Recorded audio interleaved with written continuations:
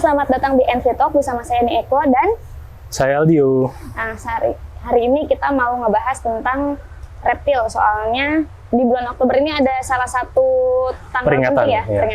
peringatan tentang apa? Hari Reptil Sedunia. Hari Reptil Sedunia, Reptil Awareness Day. Nah, Kak Dio ini adalah salah satu pemerhati reptil dan amfibi juga ya, sebenarnya herpetofauna di Bogor, apa di mana, seluruh Indonesia? Ya, di mana-mana sih. Di mana-mana ya.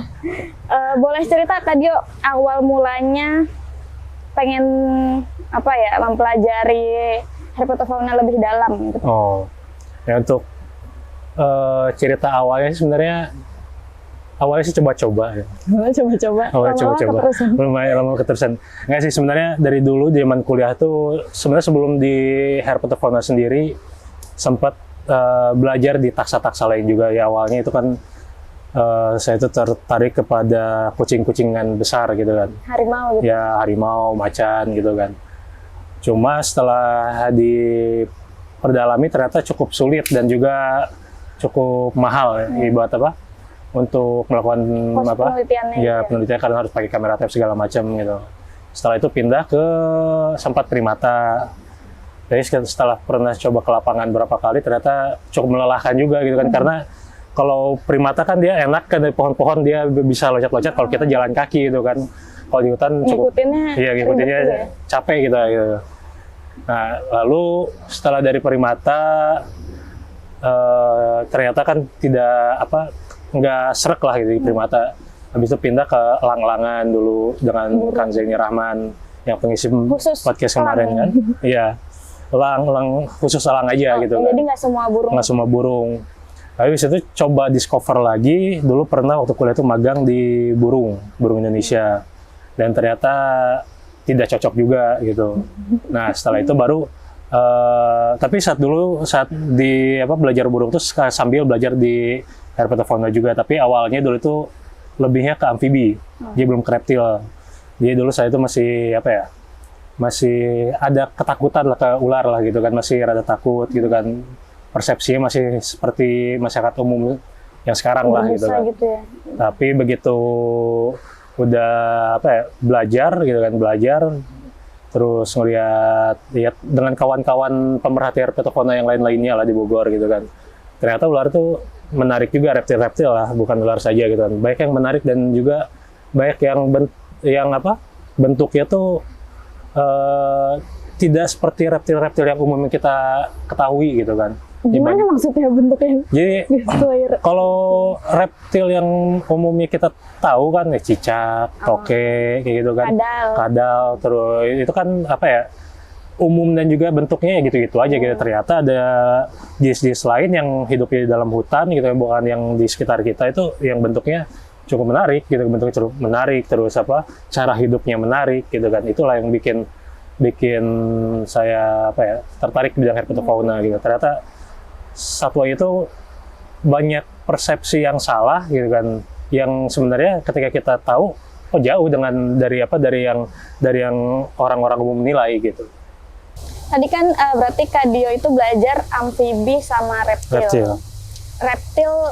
Reptil tuh apa sih sebenarnya yang masuk dalam kelompok reptil itu apa aja? Sebenarnya di dunia tuh sebenarnya ada 4 ordo atau 4 keluarga yang besar gitu reptil itu. Yang pertama tuh ada squamata. Squamata itu yang masuknya ular, terus kadal-kadalan. Ada satu lagi namanya Amphisbaenia, tapi dia nggak ada di Indonesia. Tapi Amphisbaenia ini adalah hewan yang cukup unik lah. Kawan-kawan ini harus coba cek di Google itu Amphisbaenia. Itu salah satu reptil yang unik lah bentuknya gitu. Bahasa Indonesia-nya apa tuh? Nggak ada, karena dia nggak ada di Indonesia. Ya. Berarti kan tadi yang pertama ada squamata itu yang bersisik ya, yang punya sisik. Semuanya bersisik sih reptil, ciri-cirinya gitu kan. Itu dia yang masuk tuh ya ular, kadal-kadalan atau sauria, terus sama tadi Amphisbaenia, terus ada lagi krokodilia atau buaya-buayaan, termasuk buaya darat mungkin gitu kan. Lalu ada lagi namanya itu Rhinchocephalia, itu tuatara. Tuatara itu salah satu jenis reptil purba yang cuma ada ditemukan di Selandia Baru. Itu dia cuma ada 2 spesies di ordo Rhinchocephalia ini. Yang terakhir itu Ada lagi yang sebutnya Testudinata atau jenis kura-kuraan, penyu, kura-kura gitu. Yang hewan-hewan berbatok lah ibaratnya gitu. Banyak tempurung. Bertempurung. Ya itu. Berarti itu dong, apa namanya, nggak pelajarin, tadi kan yang lebih sering disebut ke dia itu kan ular, kadal. Berarti kan dia juga pelajarinnya yang sampai ke penyu, terus kura-kura yang hidupnya ada di sungai-sungai, gitu ya? Ya, kalau saya sendiri sih sebenarnya untuk sampai saat ini yang dipelajari yang paling utama tuh yang sampai sekarang masih didalami ya itu metode apa untuk identifikasinya itu sih sebenarnya yang paling penting. Pembedanya susah banget ya? Ya kadang-kadang ada satu jenis tuh yang sangat mirip gitu kan, yang perbedaannya kadang-kadang ada dari warna mata saja gitu kan di reptil tuh. Kadang-kadang di reptil sendiri terutama di ular ya, yang salah satu cara untuk mengidentifikasi itu menghitung sisik. Jadi sisik apa? Seluruh badan. Ada dari kepala, terus bawah badan, atas badan gitu, sampai di bagian ekor gitu kan. Itu salah satu cara identifikasi yang secara saintifik ya, yang bisa diterima secara saintifik ya itu gitu. Itu harus dihitung satu-satu apa boleh? Maksudnya ada cara cepetnya gitu? Sebenarnya hitung satu-satu gitu. Jadi misalnya sisik bagian bawah gitu kan. Sisik bagian bawah itu harus dihitung tuh dari bagian awal sisik pertama dari leher itu sampai ke bagian kloaka itu dihitung gitu kan, ada berapa gitu. Nanti dia ada range-nya, setiap spesies itu ada range-nya itu dari berapa, misalnya ada 30 sampai 35 gitu kan, itu spesies A. Yang misalnya 35 sampai 40 itu spesies B gitu kan. Walaupun bentuknya terkadang ya kurang lebih sama lah gitu. Tuh sebenarnya. Sulit ya? Itu berapa lama ngitungin sisik ular? Itu ya cukup sulit lah, biasanya juga kalau saya di lapangan sih tidak selalu melakukan metode penghitungan sisik itu, tapi lebihnya ke bentuk. Biasanya yang dihitung sisik itu misalnya jenis yang benar-benar tidak bisa diidentifikasi sama sekali gitu. Oh ini sangat unik gitu si jenis yang satu ditemukan itu gitu baru ketemu gitu kan, dan dikira oh ini perlu nih dikaji lebih lanjut gitu kan, karena ada kemungkinan spesies baru misalnya gitu. Jadi dibuat spesimen, dibawa ke lab herpetologi di BRIN gitu kan, lalu dikaji lebih lanjut lagi di sana gitu. Itu kan tadi metode identifikasinya. Nah sebelum diidentifikasi kan harus dapat dulu kan si hewannya itu. Biasanya Kak Dio dapatnya gimana caranya? Jalan terus ketemu langsung diidentifikasi dari warnanya apa gimana? Ya, yang pasti pasti jalan lah. Misalnya biasanya kalau saya di daerah hutan jalan gitu kan, mencari di mikrohabitat atau tempat-tempat yang kemungkinan si reptil itu hidup gitu. Misalnya di pohon kah, atau di sungai kah, atau di serasah gitu kan, dicari sana gitu kan. Dan itu membutuhkan jam terbang yang biasanya. Semakin jam terbang semakin banyak, itu semakin jeli kita buat melihat si reptil tersebut. Karena terkadang dia saat dia diam gitu kan di pohon misalnya, itu mereka sulit terkadang dibedainnya dengan dengan daun gitu, dengan batang daun gitu, dengan batang pohonnya. Emang Kak Dio udah berapa tahun berarti menggeluti dunia reptilan? Belajar sampai sekarang masih gitu, dan awalnya itu sekitar tahun 2014 sepertinya. Jadi sekitar 8 tahun lah sepertinya. 8 tahun. Iya. Pernah ini nggak ada pengalaman kayak yang ngeri gitu sampai bikin trauma mungkin? Kalau trauma sih enggak sih ya, cuma memang ada beberapa pengalaman yang bikin yang bikin deg-degan lah gitu kan. Seperti dulu pernah di Sulawesi itu ketemu pertama kali dan terakhir kali itu ketemu dengan ular jenis king cobra gitu kan. Nah itu pertama kali saya berhadapan dengan ular berbisa yang ukurannya sangat besar gitu, yang ukurannya kebetulan waktu itu sekitar 2,5 meter lah gitu kan. Ya gitu. Di satu sisi merasa beruntung, akhirnya bisa ketemu dengan king cobra gitu kan. Karena ini kan salah satu ular yang yang cukup jarang sekarang karena sudah banyak diburu untuk dipelihara gitu kan. Dan juga dia statusnya sendiri, status konservasinya menurut IUCN itu sekarang sudah vulnerable, sudah mulai rentan dia di alam gitu kan. Itu satu sisi beruntung, tapi satu sisi aduh king cobra gitu kan, ular berbisa terpanjang di dunia. Berapa orang tuh ketemunya? Ya itu waktu itu lagi berdua, Oh, kebetulan lagi berdua. berdua ya gitu kan, dan pengen foto gitu kan. Ya itulah mungkin di saat-saat seperti itu yang terkadang Dilema ya. dilema gitu kan.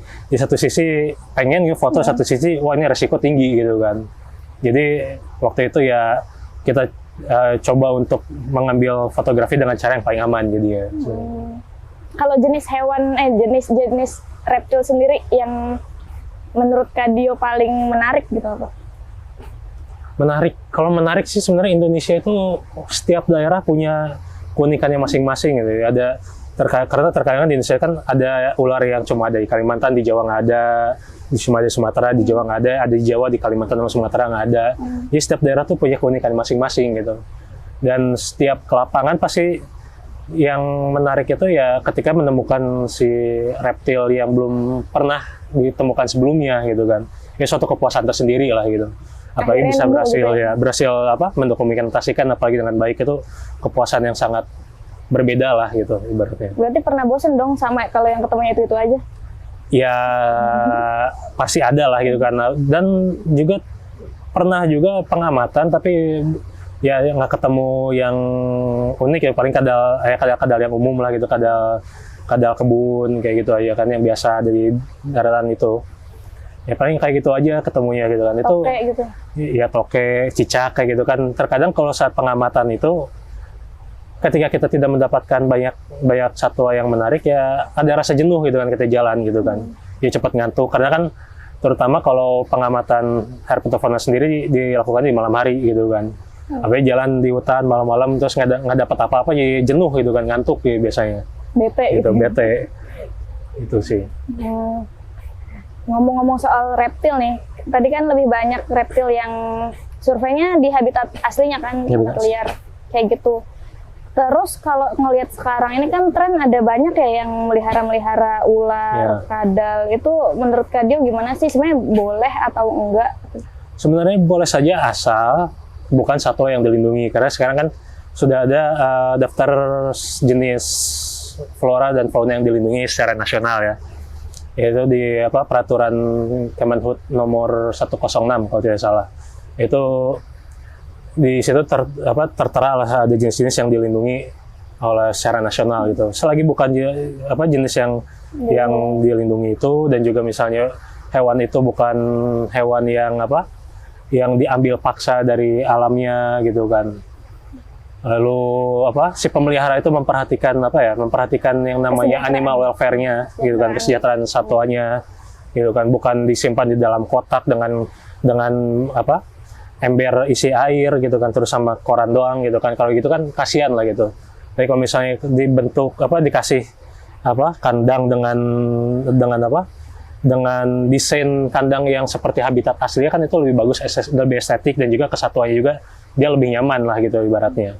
Gitu sih sebenarnya yang diperhatikan. Itu kan yang hewan di Indonesia ya. Kalau misalkan hewan kayak misalkan kadal tuh aku suka lihat di Instagram itu tuh banyak yang kayak melihara kadal warna-warni dari luar negeri kayak gitu. Sebenarnya melihara hewan dari luar negeri tuh bisa bahaya nggak sih buat lingkungan Indonesia? Sangat bisa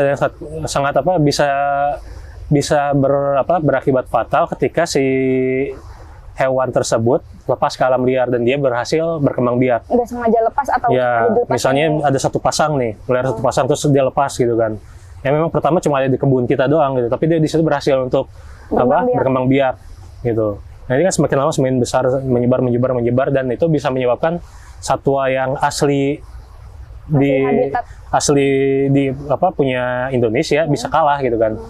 Nah, misalnya kita jenis kadal, nanti dia makannya makannya misalnya jangkrik kalau nggak belalang, dia akan berkompetisi dengan jenis yang asli di Indonesia ya, antara invasif sama yang asli Indonesia. Ketika yang si invasif itu dia lebih adaptasi lebih bagus gitu kan, dia lebih jago dalam berburu gitu kan. Nah, nanti yang asli Indonesia nih populasinya akan tertekan sama yang invasif ini, dan bisa jadi nanti yang asli Indonesia punah, terus yang berhasil untuk berkembang biak ya terus yang invasif ini yang asing. Pernah masih ada contohnya kayak gitu kasus kalau tidak salah itu ada satu jenis itu Calotes versicolor nama latinnya, itu sebutnya bunglon kebun nama ini ya. nama Indonesia. Itu salah satu yang dipercaya ya menurut para peneliti dan para pemerhati itu invasif gitu kan, yang harusnya tidak ada sebarannya di Indonesia. Tapi saat ini terutama di lingkungan perkotaan dia lebih banyak ditemukan daripada jenis yang asli, bunglon asli yang kita punya, atau yaitu jenis Bronchosella jubata atau bunglon surai kalau salah nama Indonesia itu. Ya kalah itu. Sekarang di daerah kota lebih gampang nyarinya itu kalotes, itu yang bunglon kebun itu yang invasif gitu. Kalau udah terlanjur kayak gitu, ada cara nggak buat memperbaiki? Menanggulanginya. Ya sebenarnya ada, cuma sedikit tricky ya, karena bisa dengan cara ya misalnya ada pemelihara, kan ada yang melihara ular gitu kan, yang makannya kadal, ya kasihlah si kadal-kadal invasif itu jadi pakannya, misalnya itu salah satunya gitu kan, atau dilakukan upaya preventifnya, jangan ditangkap terus entah mau dijual lagi kan, dijual lagi dengan harga yang harga yang mulai dinaikkan lah gitu, atau diturun, atau tidak, kalau tidak pasarnya dinaikkan lagi lah gitu, dibuat sejenis itu menarik lah di mata pemelihara gitu kan. Jadi ya diambil aja dari alam, tidak apa-apa kalau ini gitu kan. Ya, asal jangan dilepas lagi, atau ya itu dia jadikan untuk pakan jenis-jenis yang memakan kadal gitu kan. OOT nih dikit, kalau misalkan kita pasang tenda terus disuruh tabur-taburin garam, itu beneran nggak sih buat mencegah ular datang? Ya, sebenarnya itu salah satu, ya itulah uniknya di Indonesia ya. Banyak mitos-mitos terutama tentang ular sih sebenarnya kan. Ya misalnya ada ular di rumah tuh ada tanda sial gitu kan. Dan juga yang paling umum tuh itulah untuk mengusir ular tabur garam gitu kan. Sebenarnya saya juga rada bingung juga apa korelasinya ya antara si garam dan si ular gitu kan. Apa sih dampaknya ke si ular gitu kan, secara logika nggak ada gitu kan. Karena apakah dia takut garam? Enggak juga gitu kan. Karena di Indonesia sekarang atau di dunia lah ya, ada ular yang hidup di laut. Ular laut. Nah, dan di laut itu kan isinya garam semua gitu kan, asin. Jadi dia bisa hidup gitu kan. Ya juga. Itu kan makanya. Dan juga garam itu sebenarnya kalau yang saya percaya ya gitu, sebenarnya bukan untuk mengusir ular, tapi untuk mengusir satwa-satwa yang berlendir lah gitu, ibaratnya kayak pacet, lintah gitu kan, mungkin lebih ke sana sebenarnya. Cuma mungkin ada yang salah kaprah yang mengkorelasikan itu ke si ular gitu kan, padahal tidak ada efeknya sama sekali. Karena bentuknya mirip-mirip gitu kali ya. Enggak, maksudnya bentuknya mirip sih enggak juga sih. Gitu jadi. Beda jauh soalnya ular pakai tulang belakang sih, ini kan enggak gitu kan, sama-sama panjang ya, gitu. Tapi tidak jauh sih sebenarnya. Berarti gimana dong? Ada nggak cara untuk mencegah ular itu datang ke lingkungan kita? Suka banyak berita kan di TV ada kasus ular masuk ke dalam rumah, ular kobra gitu kan. Sebenarnya kan kita tidak bisa selalu menyalahkan si satwa liar itu, karena dia untuk habitatnya dia hidup sendiri pun sudah tertekan oleh kehadiran manusia gitu kan. Jadi mereka udah nggak punya banyak rumah lagi gitu kan, karena rumah mereka dijadikan rumah manusia gitu kan. Rumah dia udah hilang ya? Iya, rumah mereka hilang gitu kan. Dan juga terutama biasanya si ular itu akan datang ke tempat yang ada pakannya gitu. Namanya hewan ya, dia namanya hewan gitu kan, dia mencari hewan yang oportunis gitu ya, selagi ada sumber makanan ya, dia datang ke sana gitu kan. Ya, untuk mencegah si ular sendiri masuk ke dalam rumah sebenarnya ada caranya ya, dengan biasanya itu tikus nih. Tikus itu kan senang di tempat yang tumpukan-tumpukan barang gitu. Barang-barang yang tidak terpakai seperti gudang gitu kan. Tikus senang hidup di sana gitu kan. Dan tikus itu kan salah satu pakannya si ular gitu. Nah, ketika ada si pakannya si ular pasti datang. Nah, mungkin untuk salah satu cara yaitu jangan menumpuk banyak barang-barang yang tidak terpakai di rumah gitu kan, di gudang gitu kan. Itu kemungkinan bisa memancing lah si ular untuk datang ke sana gitu. Sama ini ya, daerah rumahnya kalau bisa kurangin daerah yang lembab ya, soalnya kan ular kita suka datang ke daerah lembab gitu kan dia. Iya, sebenarnya untuk lembab sih tidak wajib ya. Dia lebihnya sih Ya itu ketika ada pakan, Oh, dia pasti akan datang gitu kan. kuncinya itu ya. Kuncinya itu. Ini rumahnya rapi gitu. Ya, jangan sampai banyak barang-barang menumpuk gitu kan. Cara yang paling efektif buat kita, buat masyarakat, buat ngusir ular. Kalau misalnya udah terlanjur kemasukan ular, tanpa menyakiti atau tanpa membunuh si satwa ini gitu. Ya itulah salah satu sayangnya di Indonesia, karena apa ya, reptil terutama jenis ular ya, bisa dibilang sering jadi korban persekusi masyarakat gitu kan. Kadang-kadang ular tuh dia tidak menyerang, dia cuma lewat aja gitu kan. Lewat orang manusia pasti lihat, oh heboh gitu kan, langsung bunuh gitu kan. Padahal cuma lewat aja gitu kan, dia nggak menyerang atau gimana. Dan juga ditambah satwa liar itu sebenarnya tidak sangat kecil kemungkinannya menyerang manusia apabila tidak terancam, tidak diganggu dan tidak merasa terancam gitu kan. Sama ular pun seperti itu gitu kan. Ular itu pasti akan menggigit ketika dia merasa terancam atau dia terganggu gitu kan. Karena ya itulah yang saya alami selama di lapangan. Ya itu waktu itu ketemu king cobra, dia respon pertama pas ketemu dengan manusia itu bukannya langsung menyerang, dia pasti kabur dulu gitu kan. Dia kabur pasti. Gitu. Nyelamatin diri dia sendiri gitu kan. Dia nggak menyerang kita gitu kan. Padahal secara logika dia berbisa tinggi gitu kan. Dia punya senjata bisa, ya, punya senjata. Dia satu tetesnya bisa membunuh beberapa orang gitu kan ibaratnya. Tapi dia yang dilakukan itu kabur gitu kan. Itulah gitu. Salah satu yang harus kita ubah di pola pikir kita gitu kan. Jangan sampai ketemu ular malah dianiaya ibaratnya gitu kan, dipukul gitu kan. Takutnya kita pukul, dia tidak langsung mati tapi dia berefek gigit kita gitu kan, malah menyerang balik gitu kan. Kalau ularnya tidak berbisa, kalau dia ular berbisa berbahaya. Nah, bagaimana cara untuk cara untuk mengusir ular ketika kita ketemu? Ya sebenarnya itulah yang pertama yang harus kita lakukan tuh, kalau kita tidak yakin dengan jenis ularnya, kita anggap semua ular itu berbisa. Jadi kita tidak melakukan main aman. Jadi kita tidak melakukan hal-hal yang bisa berakibat fatal, kayak misalnya so tahu gitu kan, ini mah ular nggak berbisa, main tangkap aja dia berbisa ngigit. Makanya lebih aman tuh kalau kita tidak tahu itu jenis apa, ya anggap ular itu ular berbisa. Jadi kita tidak berinteraksi langsung gitu kan, kita tidak pegang langsung. Ya misalnya kita melihat ada ular di rumah kita, kalau bisa diusir pakai sapu dengan serokan gitu kan, ditahan aja kan, sapu serokan ditahan, terus lepas aja di luar gitu kan. Intinya jangan pegang langsung. Jangan dipegang langsung dan jangan mengintimidasi si ular tersebut lah, karena takutnya ketika dia jenis kobra, apalagi kobra umum, kobra Jawa ya, dia itu bisa menyemprot bisa gitu kan, menyemprot si racunnya itu, si bisanya. Bisa dan racun itu berbeda ya. Itu dan bisa jarak semprotannya bisa sekitar 2 meter gitu kan. Dan itu kalau ketika kena mata bisa menyebabkan iritasi berat gitu kan. Dan apabila didiamkan terus bisa menyebabkan kebutaan gitu.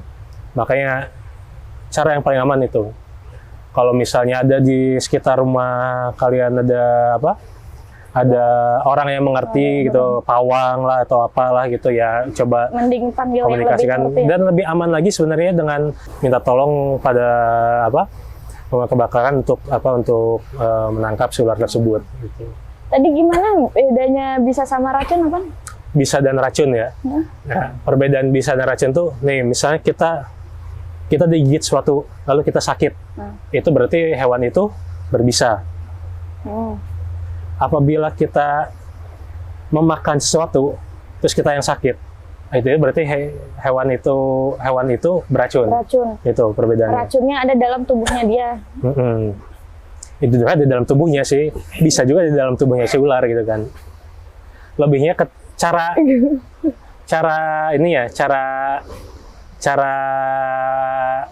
apa sih ibaratnya? Cara mengeluarkan. Cara masuknya si substrat itu ke dalam tubuh kita gitu kan. Ketika itu kita digigit sesuatu, kita sakit. Nah, itu berbisa. Nah, kita menggigit sesuatu atau mengkonsumsi sesuatu, kita sakit, nah itu beracun. Bisa dikeluarkan sama si ular. Ya, racunnya udah ada dalam badannya nih. ya, Nah, kita kalau makan, misalkan kita makan si ularnya itu, si hewan itu beracun, kita sakit, dianya beracun. Jadi gitu ya. jadi gini, ada hewan gigit kita. Nah, kita sakit nih kan karena digigit. Nah, berarti si hewan tersebut Itu berbisa. berbisa. Kalau Paham. beracun itu ketika kita mengkonsumsi sesuatu, ya satwa lah itulah. Satwanya Kalau itu. kita tiba-tiba sakit hati beracun gitu Oke. kan, begitu. Terakhir, udah Nah. mulai Nah, pusing. udah pusing. Terakhir nih Kak Dia, ada pesan-pesan gitu nggak? Kenapa sih kita harus, tadi kan ada hewan-hewan yang dilindungi termasuk jenis ular gitu. Ya. Kenapa sih hewan-hewan itu dilindungi? Kenapa kita nggak boleh ngebunuh hewan itu, nggak boleh pelihara ular-ular atau kadal-kadal itu, terutama yang dilindungi tadi ya? Padahal kita tahu kan ada beberapa jenis ular yang membahayakan, maksudnya yang kayak ya bikin orang takut lah gitu, bikin orang deg-degan kalau misalkan ketemu, takut dia berbisa. Atau kita suka lihat di berita kan ada yang ular piton gitu ya, misalkan mangsa pekerja di kebun gitu. Itu kenapa sih?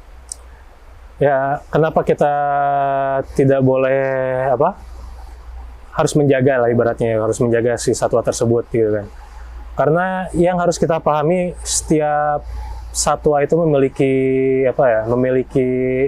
tupoksi atau memiliki perannya masing-masing gitu kan di ekosistem, jobdesknya masing-masing gitu kan, ibaratnya punya relungnya tugasnya masing-masing di relungnya mereka gitu kan. Contoh misalnya di persawahan gitu kan, ketika ini berhubungan dengan rantai makanan lagi gitu kan. Ketika rantai makanan ini terganggu, salah satu komponennya, ya akan berpengaruh pada seluruhnya gitu kan. Di mana si ular ini adalah konsumen tingkat 2 ya. Tingkat 2 kalau salah itu. Yang mengkonsumsi si tikus. Gitu kan. Tikus itu yang makan si misalnya kalau di sawah padi gitu. Nah, ketika si ular ini dibunuh terus dan habis di sawah, apa yang terjadi? Tikus makin banyak. Nah, tidak ada predatornya. Ketika tikus makin banyak, si tikus ini bakal lebih banyak lagi memakan padi gitu. Nah, lalu si padi ini bakal rusak semua gitu kan. Ini akan berpengaruh pada manusia gitu kan. Nah, memang untuk satwa ini memang dia kadang-kadang tidak berdampak langsung gitu kan. Ketika si komponen rantai makanan ini terganggu, salah satunya efeknya tidak langsung. Tidak seperti bencana alam gitu kan, banjir terus dampaknya langsung terasa ke manusia, tapi perlahan dia baru gitu kan. Beberapa tahun kemudian dan biasanya kalau ketika sudah rusak ini untuk mengembalikannya kembali itu cukup sulit gitu kan. Itulah tadi ketika ketemu ular ya kalau bisa diusir lah gitu. Ketika ya kalau membunuh itu adalah opsi terakhir yang sudah tidak ada cara lain lah ibaratnya gitu. Udah terancam banget. Udah terancam banget gitu kan. Oh, udah benar-benar cuma di tempat tertutup cuma berdua, ularnya sudah mau menyerang. Ya itu cara terakhir lah gitu kan ibaratnya. Walaupun saya tidak menyarankan gitu kan. Dan juga kenapa banyak satwa dilindungi yang tidak boleh pelihara, karena Indonesia ini adalah negara yang memiliki biodiversitas yang tinggi ya. Yang banyak satwa unik-uniknya di berbagai pulau, dan terkadang hanya ada satwa yang hanya ada satu pulau gitu kan. Pulau itu saja gitu kan. Endemik di satu pulau itu gitu kan. Nah, karena unik ini, biasanya hewan-hewan unik ini di dunia perdagangan satwa tuh harganya tinggi. Harganya sudah langka, karena itu semakin langka hewan itu harganya semakin tinggi gitu kan. Maka dari itu si satwa ini harus dilindungi biar tidak diperdagangkan terus-menerus gitu kan, diatur gitu kan, ya dilindungi. Dan juga hal ini dilakukan untuk menjaga si populasi di alam gitu kan. Jangan sampai dia ketika harga tinggi kan pasti banyak orang yang cari kan, pasti masyarakat sekitar tahu, wah ini satwa ini harganya tinggi nih, bisa menghasilkan profit gitu, dicari gitu kan. Satwa yang di alam habis, terus yang mereka perjualbelikan juga belum tentu hidup gitu kan. Itulah gitu kenapa satwa